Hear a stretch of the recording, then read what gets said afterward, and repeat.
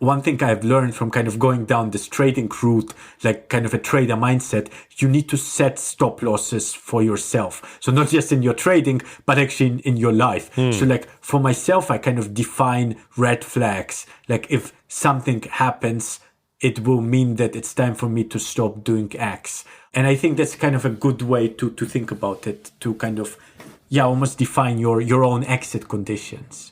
And maybe even sharing them with the team, just being transparent about that. That's a good technique. Oleg, you mentioned a little bit about some lessons you've learned, but have you ever had some great advice that you got early on that maybe even sticks with you today?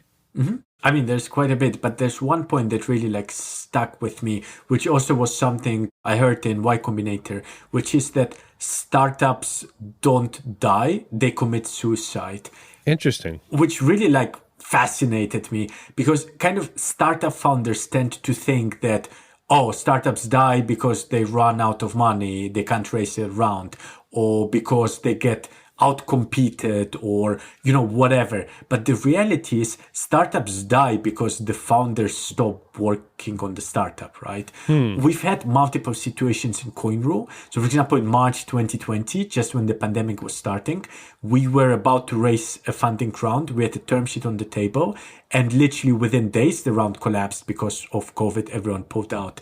It was a disaster. We had barely any money on the bank account, team of 6 people, didn't know what we are going to do. But what we ended up doing is the founders just stopped taking salaries. We kind of hustled and managed to, get a tiny grant here, a little bit of angel funding there, bits by bits. And we managed to just keep going simply because we refused to say we are going to give up.